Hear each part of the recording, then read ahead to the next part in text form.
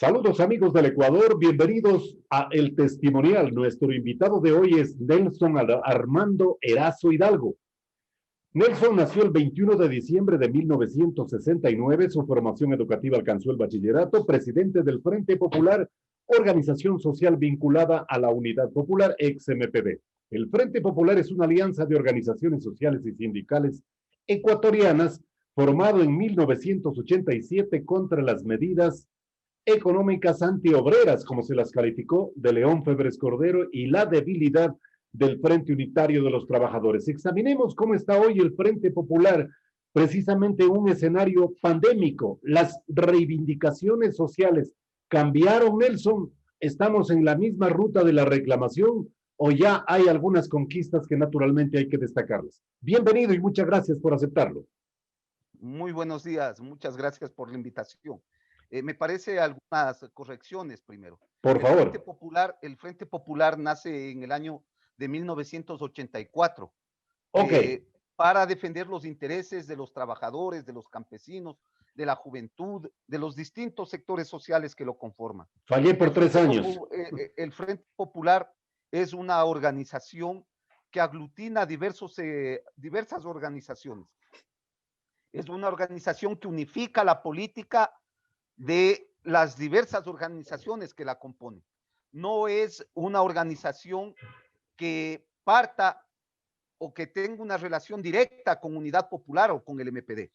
Eso no es así. Tenemos coincidencias, tenemos afinidades, pero no somos parte del MPD como estructura. Ni tienen ¿Ya? afiliaciones, ni tienen afiliaciones No a la agrupación. afiliación directa con Unidad Popular. Es Tenemos importante la aclaración. coincidencias con las cuales siempre hemos coincidido, hemos luchado conjuntamente, pero cada uno tiene su propia vertiente. Yo Eso me parece preguntaba, que es sí es necesario importante, plantear. Nelson. Sí, señor. Las reivindicaciones sociales en este escenario de pandemia que ya llevamos varios meses, ¿cambiaron? ¿Se agravaron? ¿Cuál es la situación, Nelson? Mire, el Frente Popular, como le decía, nace por una necesidad histórica para defender los intereses de la juventud, de los trabajadores, de los campesinos, del movimiento indígena, de las organizaciones barriales, de los pequeños comerciantes, de todo el pueblo ecuatoriano. Y esas necesidades no se han resuelto hasta la fecha. Esas necesidades cada vez se van ahondando, producto de las políticas antiobreras, antipopulares, las políticas neoliberales implementadas por los distintos gobiernos. Usted puede evidenciar que desde el retorno a la mal llamada democracia, lo que ha hecho es agravarse la situación del pueblo ecuatoriano, mientras los dueños del capital, mientras los banqueros, los empresarios, las grandes transnacionales han engrosado sus chequeras, ocurre que el pueblo ecuatoriano se sigue sumiendo en la miseria y en la pobreza. Sí. Usted puede ver en los momentos actuales, con el escenario de la pandemia del COVID-19, se han perdido 1.200.000 plenos empleos. Y a eso se agrava el despido de 700.000 nuevos trabajadores en el país.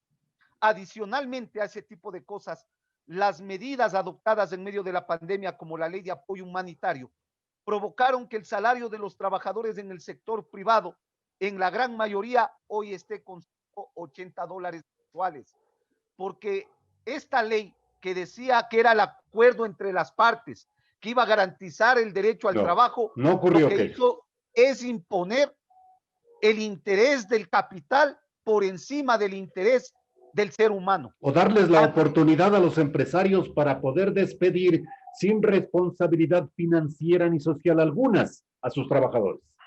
Así es, usted puede ver que gente que elaboraba 15, 16, 17 años, 20 años fueron despedidos sin un solo centavo de indemnización.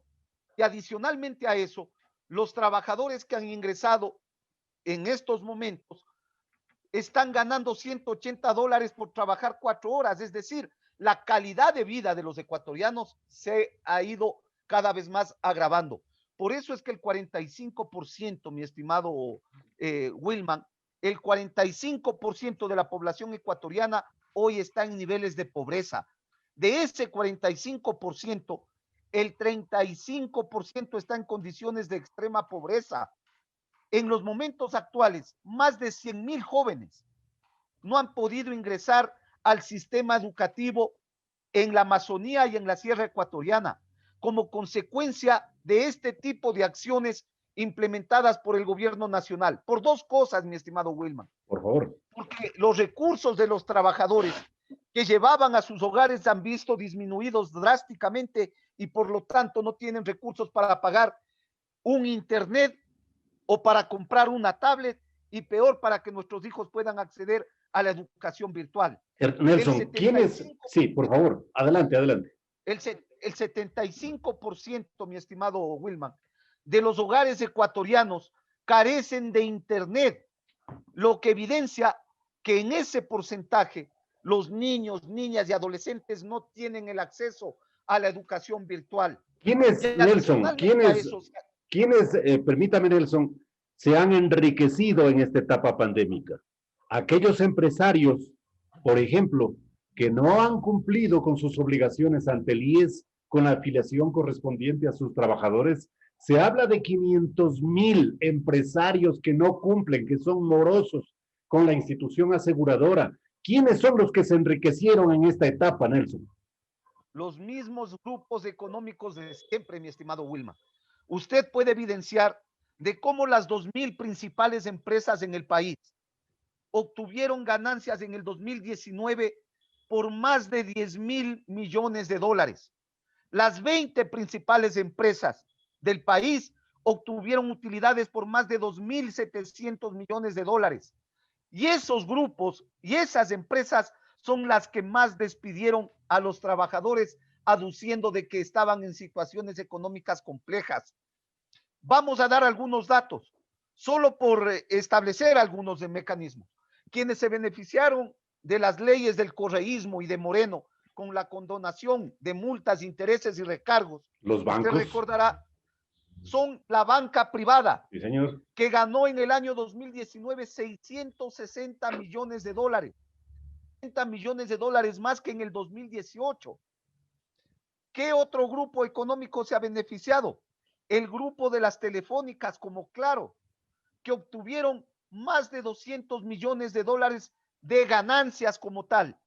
A eso se suma Andes Petroleum, que también obtuvo ganancias superiores a los 200 millones de dólares. Adicionalmente a esto, el Banco de Guayaquil, que tuvo ganancias importantísimas por encima de los 80 millones de dólares, al igual que el Banco del Pichincha, que obtuvo ganancias de 204 millones de dólares. Está hablando del 2019. ¿Y el 2020 qué pasó? En el 2020 no han parado, son los que siguen teniendo ganancias. Usted puede ver Banco del Pichincha, Banco de Guayaquil, Claro, Movistar, Sana Sana, Andes Petroleum, todas estas empresas de alimentos y de medicinas como la Fibeca o el Supermaxi, Santa María, todos ellos siguen teniendo ganancias. Son los grupos económicos que siguen bien.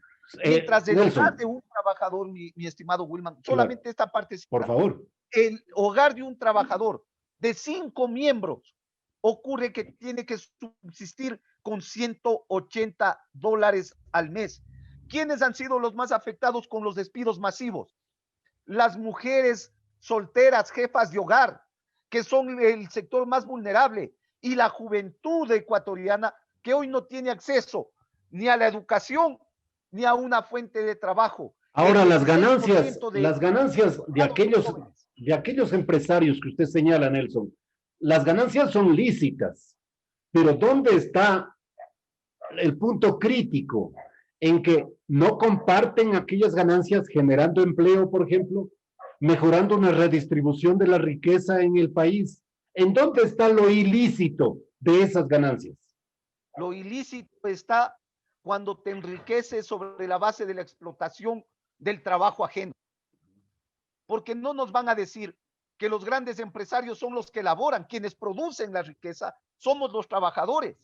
Y este sector, que es el que produce la riqueza, no está disfrutando de lo que generamos. Es obvio, no disfrutamos de lo que generamos porque vivimos con salarios de hambre, de miseria, porque las políticas implementadas por el gobierno nacional que representa los intereses de esos grupos económicos apuntan a sostener el sistema de explotación. En ese escenario es que nosotros hemos planteado, Wilman, un sinnúmero de propuestas al gobierno nacional y a la Asamblea Legislativa. O el gobierno Nosotros ni la decíamos, asamblea ya no tienen tiempo. Habrá que pensar en el nuevo gobierno. ¿Por dónde viene el cambio? ¿Por cambiar de es que presidente de la República o cambiar la mentalidad de quien llega a administrar el Estado? a ver, no solamente le hemos entregado propuestas a este gobierno, también lo hicimos en el tiempo de Correa, lo hicimos con los otros gobiernos, pero ninguno de ellos les ha interesado resolver los problemas de la mayoría del pueblo ecuatoriano, porque es obvio, responden a esos intereses de quienes concentran la riqueza y económicamente dirigen el Estado, es decir, representan los intereses de la banca y los empresarios. Una cosa es que tú le insultes al banquero como lo hacía Correa, pero otra cosa son las políticas que adoptó el Claro. correísmo para apuntalar la política en beneficio de la banca. En ese escenario, para cambiar esta situación, mi estimado Wilman, es necesario un gobierno que represente los intereses de los de abajo, de los de a pie, de los sectores sociales y populares. Un gobierno que nazca de la organización social y popular. Por eso es que el Frente Popular decidió impulsar la candidatura de nuestro compañero Yacu Pérez, porque le conocemos en el escenario de la lucha, de la confrontación, porque junto a Yacu Pérez hemos defendido el agua, la vida, la naturaleza, hemos estado en la defensa de los derechos de los trabajadores, pero también en la defensa del Instituto Ecuatoriano de Seguridad Social. Hemos señalado la necesidad de eliminar el examen de ingreso a las universidades para que la juventud tenga acceso a este derecho como es la educación superior. Adicionalmente a esto, mi estimado Wilman, hemos planteado la necesidad de recuperar los derechos de los trabajadores para elaborar leyes que signifiquen dotarle de dignidad al pueblo ecuatoriano, para que se cumpla el objetivo de nuestro compañero Yacu Pérez, que nace de la propuesta de la minga de la vida. Requerimos de una asamblea legislativa en donde estemos representados los diversos sectores sociales. No podemos seguir con una asamblea que cambia su voto para que le den un hospital y pueda administrar el asambleísta. No podemos estar con una asamblea que se disputa cuál es más diezmero que el otro. Necesitamos una asamblea que legisle en favor del pueblo ecuatoriano, que Nelson, elabore leyes en beneficio de las mayorías. habrá que llegar para esos cambios a través de las urnas. ¿Y por qué no a través de las armas? Perdone que le pregunte aquello. Mire, los trabajadores y los pueblos no podemos renunciar a ninguna forma de lucha. Todas las formas de lucha que implementamos los trabajadores y los pueblos para recuperar la dignidad, para recuperar sus derechos y sobre todo para acabar con la sobreexplotación en la que vivimos son necesarias. Sin embargo, en estos momentos, hacia el camino del 2021, se prioriza una forma, que es la lucha electoral. Okay. En ese marco de la lucha electoral, que es la continuidad a la lucha política que hemos venido implementando, los sectores sociales nos estamos preparando para disputarle el poder a la derecha oligárquica de Nebot, de Lazo, pero también a la derecha de Correa y de Moreno. Pero son las mismas reglas de juego electorales y políticas a las que acude el pueblo a votar, porque el pueblo no ha tenido la oportunidad de elegir esos candidatos, sino que los partidos y movimientos ya les eligieron para ir y consagrarlos en las urnas, pues mi querido Nelson. Por eso yo preguntaba, en el marco precisamente de sus reivindicaciones, ¿se descarta la posibilidad de tomar las armas en determinado momento o las armas para llegar al poder no corresponden y hay que hacerlo por la vía democrática? Insisto, todos los mecanismos legales e ilegales que correspondan utilizar desde los trabajadores y los sectores sociales para acabar con la emancipación de la clase obrera, tendremos que hacerlo. Pero en este escenario que estamos hablando del proceso electoral, mi estimado Wilman, los sectores sociales y populares hemos discutido nuestra participación en el proceso electoral y de manera democrática hemos elegido nuestros representantes hacia la Asamblea Legislativa. Yo recojo y agradezco el planteamiento de las organizaciones de los trabajadores, de la juventud, del Magisterio Nacional, de los trabajadores autónomos, de las organizaciones barriales, de los artistas populares, de los distintos sectores organizados y no organizados del sur de Quito, en donde han planteado la posibilidad de que Nelson Erazo encabece las listas de Unidad Popular a la Asamblea Legislativa. Esta responsabilidad que nos entrega. ¿Es una candidatura nacional? ¿Es una candidatura nacional, Nelson, o es una candidatura provincial? Es una candidatura en la provincia de Pichincha para el distrito Centro-Sur. Es decir, de acuerdo a lo que establece la ley, en el caso de Pichincha hay 4 distritos: Centro-Sur, Centro-Norte, parroquias y cantones. En el caso del distrito Centro-Sur, estas organizaciones se han pronunciado porque Nelson Erazo encabece la lista provincial o de este distrito, ¿no es cierto?, a la Asamblea Legislativa. Son 11 organizaciones. Son 11 organizaciones del Frente Popular. La Unión Nacional de Educadores, la Unión General de Trabajadores del Ecuador, la Federación de Estudiantes Universitarios, la Federación de Estudiantes Secundarios, la Juventud Revolucionaria. Continúe usted. La CUCOMITAE, está la CUBE, se encuentran con nosotros la UCAE, la UNAPE, la UNAPE, están con nosotros también organizaciones como los jubilados, la Coordinadora Nacional de Jubilados del Magisterio Nacional. La CONFEMEC. Se incorporaron. Ya no es CONFEMEC, mi estimado Hugo. Por favor. Ahora se denomina las Mujeres por el Cambio. Ok. ¿Ya? Están también dentro de nuestra organización, como decía, los artistas populares, y están también en nuestra organización la Federación Nacional de Trabajadores de los Municipios y las empresas anexas en el sector público, que hoy constituyen el Frente Popular. A eso también se suma, ¿no es cierto?, las organizaciones barriales como la CUBE. Pero yo le decía, esta candidatura no responde solamente a esas 11 organizaciones. Nos han planteado también organizaciones del Frente Unitario de Trabajadores. Nos han planteado también organizaciones que no tienen una afinidad con nuestra organización de manera orgánica, pero que nos han dicho que coinciden en los postulados de Unidad Popular. Por eso esta candidatura, que representa sus intereses, tiene la responsabilidad de llevar a la Asamblea Legislativa las propuestas planteadas para reconquistar los derechos y para cambiar el país en beneficio de los ecuatorianos. Nelson, muchas gracias por su participación en el testimonial, un espacio de opinión que siempre estará abierto para todos los sectores de opinión política de este país y naturalmente para quienes procuran un cambio y una transformación en beneficio de aquellos ecuatorianos y ecuatorianas que hoy precisamente están en una crítica situación de desesperación, de desempleo, de miseria, de pobreza. Usted ya citó varias de las cifras y describen una panorámica realmente muy, muy triste para tantos ecuatorianos que esperan de sus dirigentes políticos, aunque sean los mismos esquemas de organización para llegar a un proceso eleccionario, esperan que algún momento se acuerden de ellos.